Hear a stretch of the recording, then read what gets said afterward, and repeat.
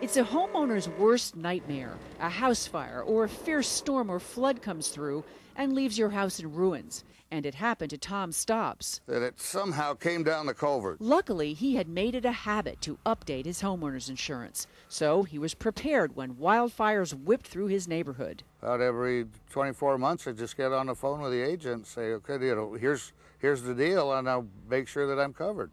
And they kept saying, you're covered. And by golly, I was. Unfortunately, some homeowners find that when disaster strikes, they are underinsured. The cost to rebuild their home is more than the value of their insurance policy. This means they have to come up with cash to rebuild their home to the way it was before.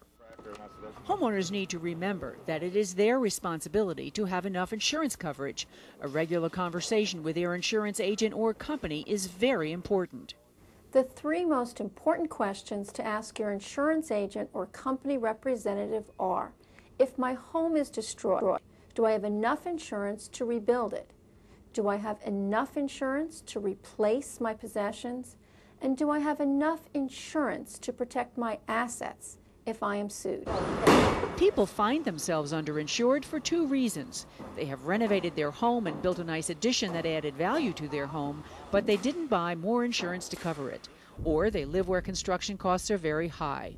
When a fire, windstorm, or other disaster destroys their home, they find they don't have enough insurance coverage to rebuild. One way to determine the building costs of your home is to call an independent appraiser. Then review your policy to make sure it reflects current construction costs. If it does not, call your agent or company representative to purchase additional coverage. And consider buying an inflation guard endorsement, which will help your coverage keep pace with rising costs.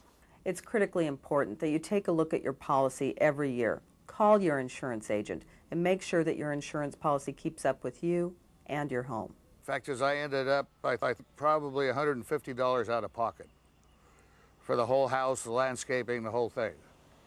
And that was probably for an extra steak or two when I celebrated. Carolyn Gorman reporting.